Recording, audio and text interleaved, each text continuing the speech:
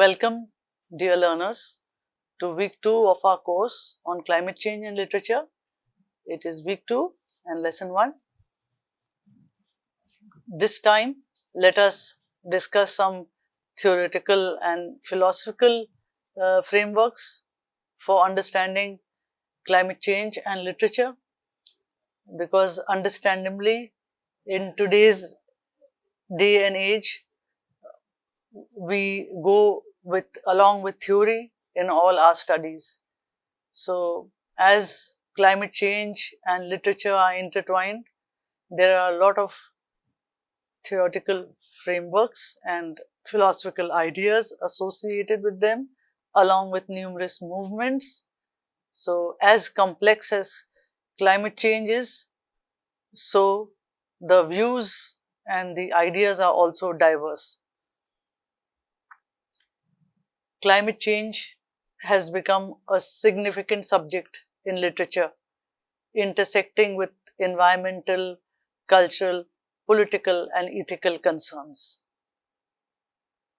Literary works on climate change explore how environmental changes shape human experiences, social systems, and narratives of survival. So, we can see that when we study literature, we are concerned with theory, but climate change too has been seen through various lenses of theory. Eco-criticism. Eco-criticism is the study of literature and the environment, which analyzes how literary texts represent nature and ecological concerns. Eco-criticism emerged in the 1990s with scholars like Lawrence Buell, and they emphasize how literature should address environmental concerns like global warming, pollution, and deforestation. Literary theorists explore the role of literature in shaping environmental consciousness and question how climate change narratives represent or fail to represent non-human actors, animals, ecosystems, natural forces, etc. So, we will go on to discuss how climate literature is different from eco-criticism or eco-literature, and here we just have to know that eco-criticism is just concerned with the damage caused by natural calamities.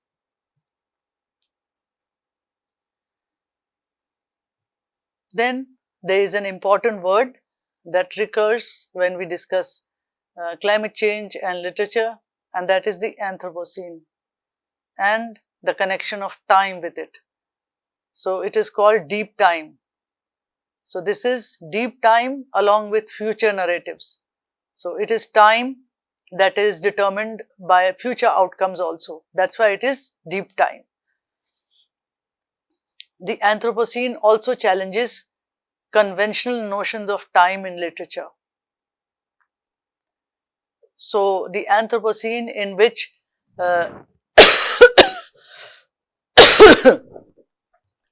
humans are in the center, they are only concerned about the present, about the life of the present, about the comforts of the present, whereas deep time is concerned with the flow of time and the future time also. Traditionally, human narratives unfold within human time scales, but the Anthropocene introduces the concept of deep time, where the long-term impacts of human activity stretch far into the future. So, it is the concerns of the future that are encapsulated in deep time, and the Anthropocene and deep time are important terms when we discuss climate change and its association with literature. Many scholars argue that the Anthropocene is deeply connected to capitalism and industrialization, which has driven the large-scale exploitation of natural resources. So here we see the isms. We see capitalism, the control of land and property, and we see industrialization, which belongs mostly to capitalists. Their deep connection is connected with the Anthropocene. The human in the center of the universe, in the center of the earth, manipulates and controls all life on the earth, and all non-human life is inconsequential compared to his profits and his interest, compared to his use of the earth's natural resources. And where does literature come in all this? Literature critiques how economic systems prioritize short-term profits over long-term environmental sustainability. So, talking of industrialization, talking of capitalism, they are all profit-driven, they are all resource-driven, and they focus only on their short-term investments that they may get their money's worth. Whereas the important thing is to think of the long-term impacts of whatever they're doing, of their exploitation, such as the drilling of oils, the cutting of forests, the building of dams, the displacement of people.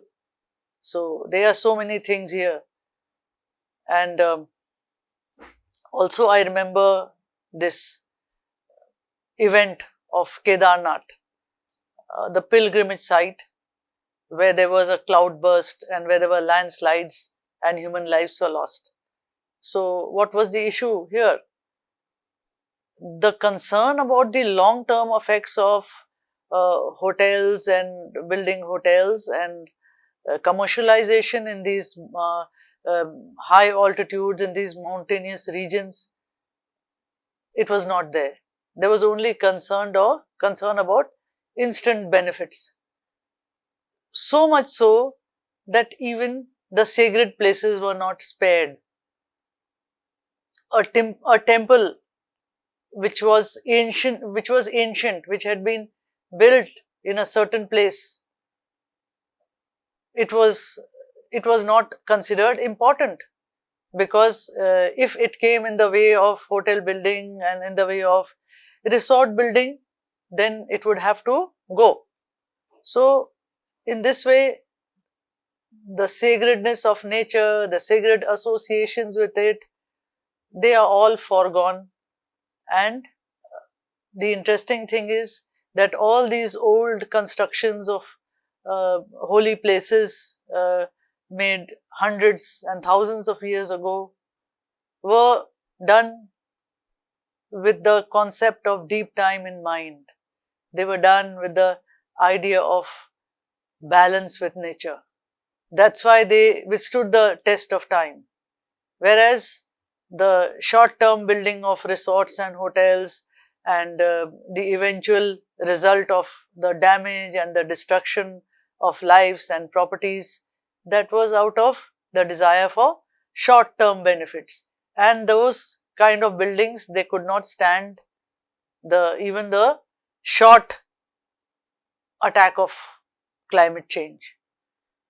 So literature critiques these economic systems. The Anthropocene and post-colonial criticism. We see the Anthropocene, the man-centered earth, and the desire to dominate the world, the countries. They seem to be connected with each other. So there's a connection between the Anthropocene and the post-colonial. Now the post-colonial theory, it's related to imperialism. It's related to the impacts of imperialism. And there are some important books written related to post-colonial theory by Frantz Fanon, The Wretched of the Earth, and Orientalism by Edward Said. So these theories which tell about the exploitation of the native by the imperialist, by the colonial powers. They also talk about the looting of resources, the destruction of the natural environments of these countries, which were colonies of these imperialist powers. So, a writer like Amitav Ghosh uh, is studied widely for his post-colonial ideas.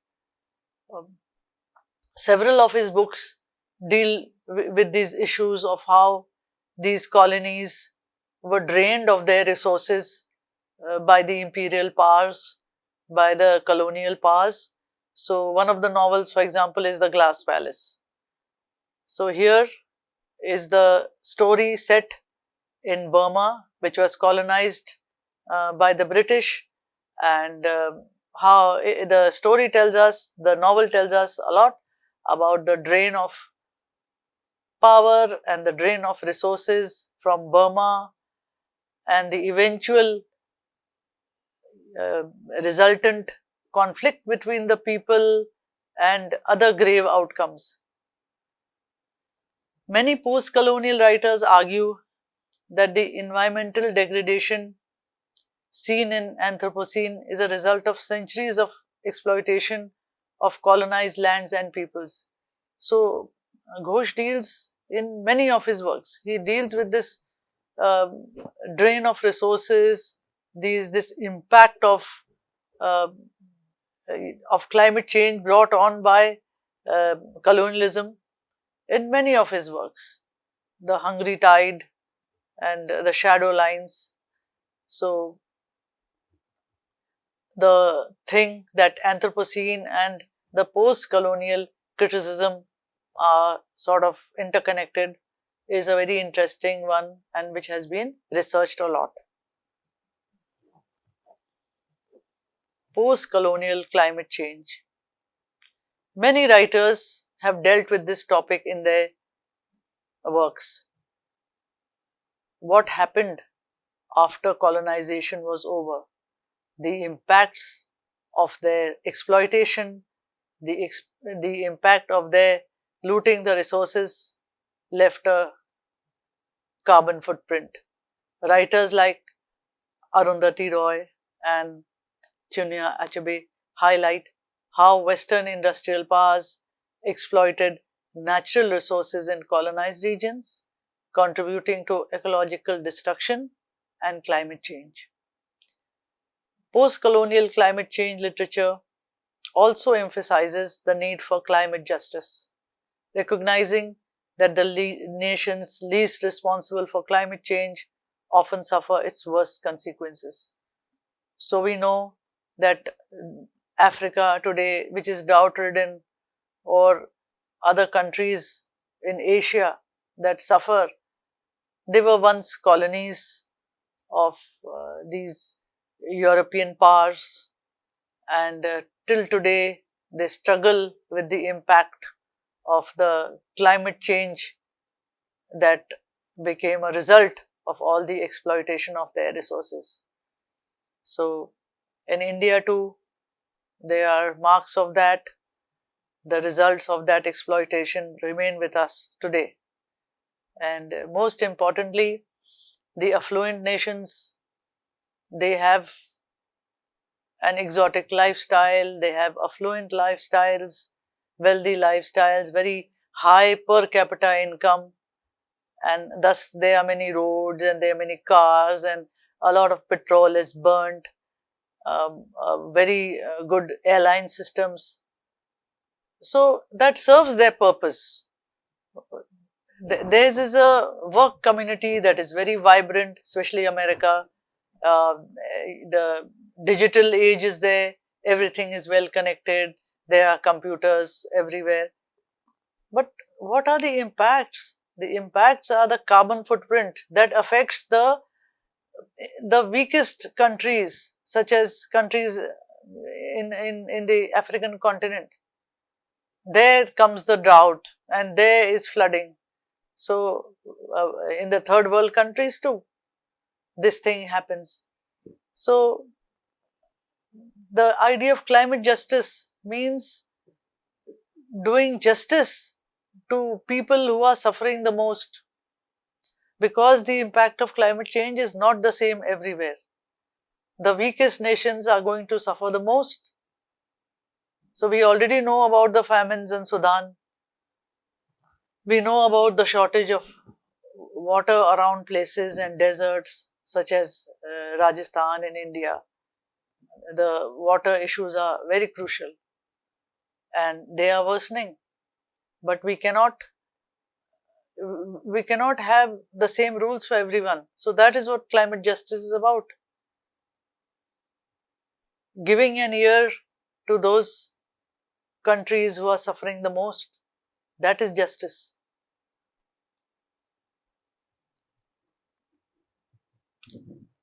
What is the picture of the Anthropocene in novels? It is dark and it is dystopian. Yet, there are some works in climate change literature that talk about hope, activism, and alternative futures. These narratives explore how humanity can adapt to or mitigate the effects of climate change through collective action, technological innovation, or a return to sustainable practices. So, whereas on one side there may be literature in which the future is very dark and very grim, it is a dystopian future.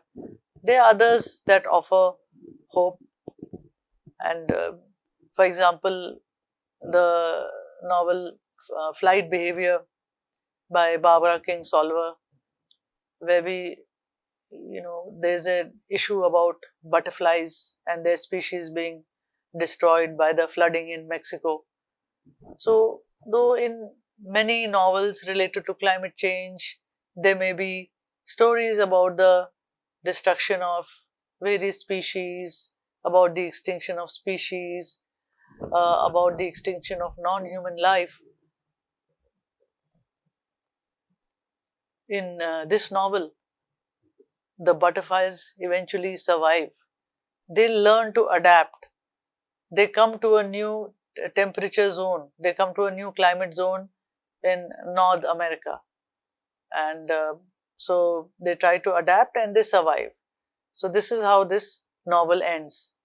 And thus, there are some works of climate fiction that give hope, and they are about activism, and they talk about alternative futures.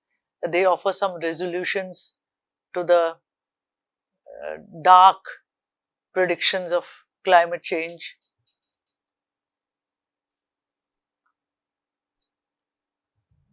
Kim Stanley Robinson's New York 2140 imagines a future where people continue to live in cities submerged by rising seas, but adapt through ingenuity, community, solidarity, and sustainable technologies. So it's as if through such works, it is pointed out that there are certain options that can be there to reverse climate damage, or a communal sense of harmony, a sense of working together in cooperation and harmony can help make things better. It might not change things entirely, but it does offer hope.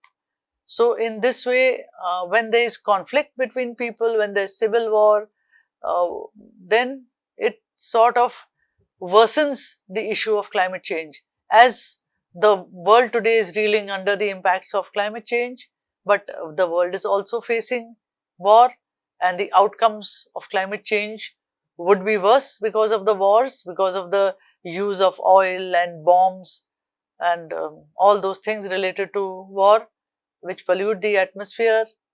So it is creating a bigger carbon footprint in the atmosphere than the earlier one.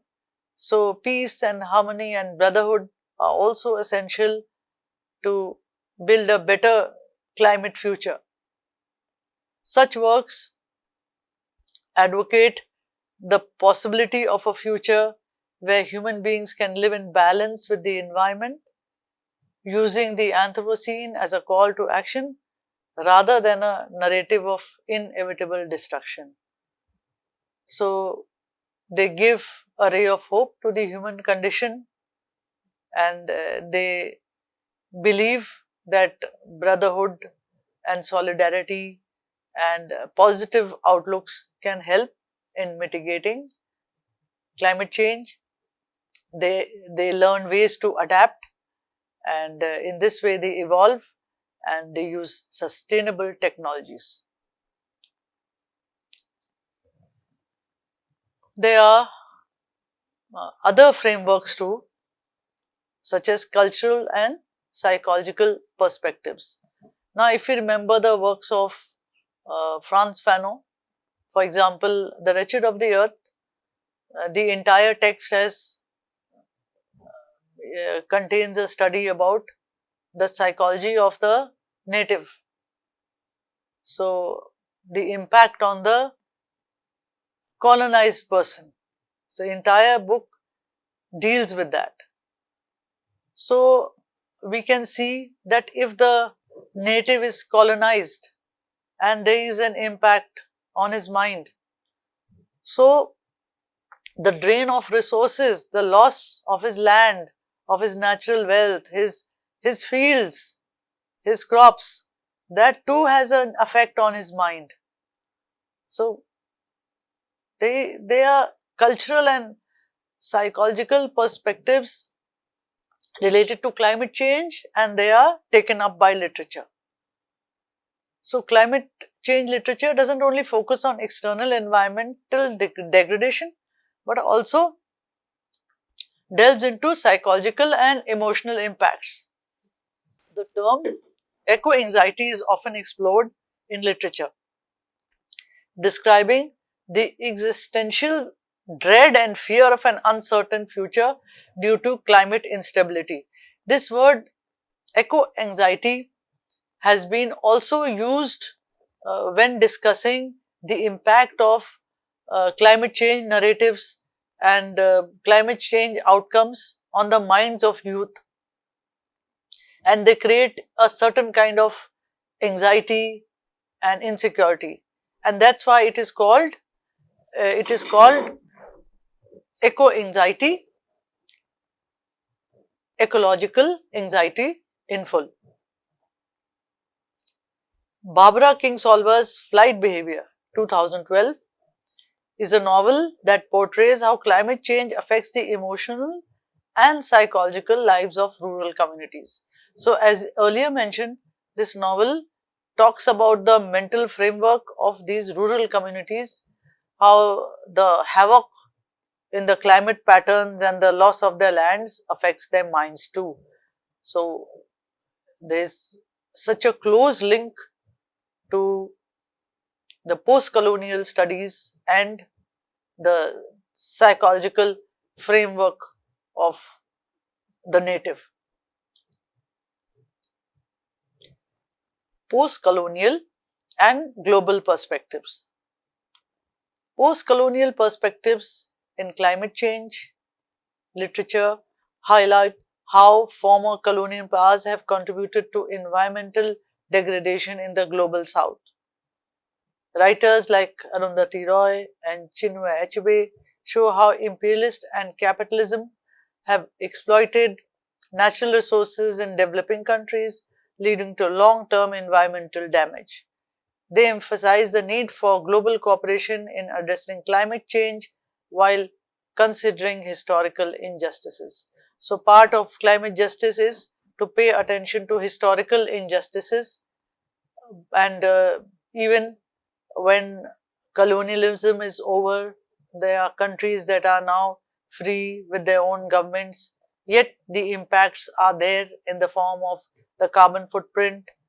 And the other ironic thing is that these countries are the ones who do not rely so much on the use of oils or use of fossil fuels as the affluent countries require. So third world countries, there is still the farming community that is not dependent on the digital and on so much on technology. So as the affluent countries that who require more resources, and thus the resources of the developing nations are taken away, or they are drained in this way. So there are various factors to this, and even the human labor is something that the developing countries, their populations are very high, and there is the unemployment that exists.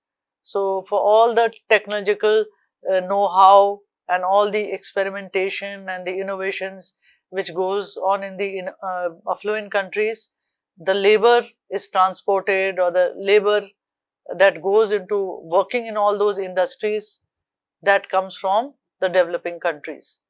So this kind of thing is that the developing country needs justice, and there should be a consideration about historical injustices, so that the disbalance is addressed and the balance is restored.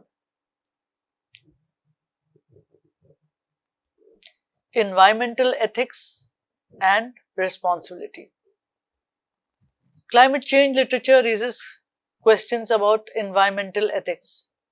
Who is responsible for the crisis, and what moral obligations do humans have to future generations, non-human species, and the planet? So, climate fiction, short stories, climate poetry, they also raise this idea of environmental ethics.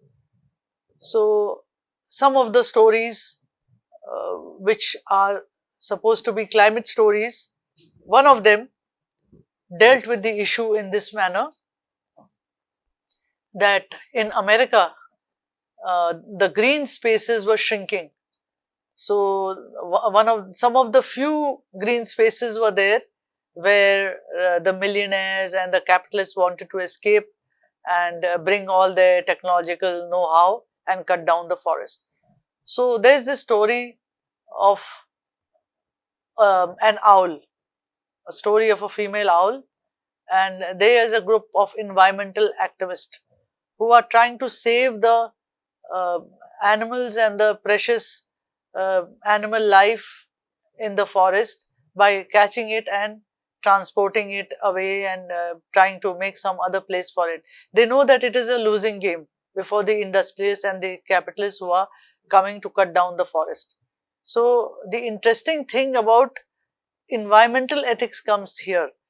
They are trying to get all the samples of the worms and the insects and the beetles and the birds, and one person is trying to catch a female owl, and she is difficult to trap, and he is pursuing her day and night. He is hanging on the tree with all his equipment, and he means well. He means well, showing that the human power is supreme over animals. And there's a time when he finally feels that he's victorious, because she's sitting in a hollow and he can just reach out and catch her. And what is the outcome of this? She flaps her wings so hard, he tries to catch her, and somehow her beak or maybe the claws cut his wrist very badly, and she flies away.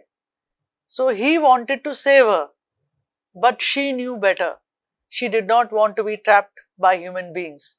So here is this idea of ethics. So is it ethical to think that human beings are in control of nature in every way and that they can arrange things for it? Or does nature have its own system of balances that need to be let alone and not forced? So there were various levels of this ethical questioning in this story. One was about the capitalists who said there is no point about saving species. You can take the genes and you can have them in banks, and you can put them in museums or put them in zoos. There is no problem about that. Just a few pack of crows creating a problem doesn't mean that the environment is suffering. So one group goes out to save that environment, and then it shows that ethics by which they work, that is not complete. There is maybe another way that we should view nature. So here are the ethical questions. Are we right in trying to control nature, even if we are trying to sort of make things okay and restore balance? How right are we? So Kim Stanley Robinson's The Ministry for the Future explores global governance in the face of climate crisis, questioning the ethics of geoengineering, carbon capture, and responsibilities of nations to combat climate change.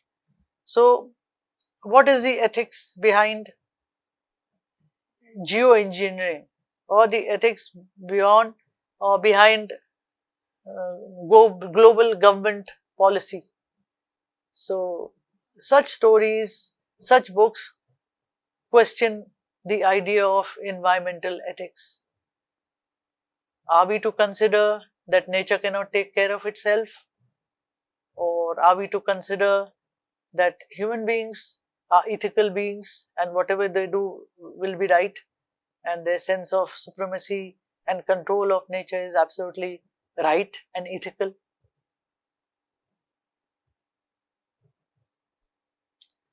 Symbolism and imagery in climate fiction.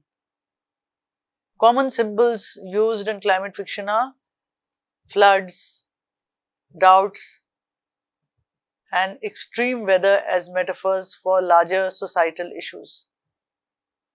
So, for example, rising seas often symbolize unstoppable nature and climate change, while droughts represent scarcity and depletion of resources. So, we'll stop here. I thank you, and I hope you have learned something about the philosophical and the theoretical frameworks of climate change and literature. I will meet you in the next lesson.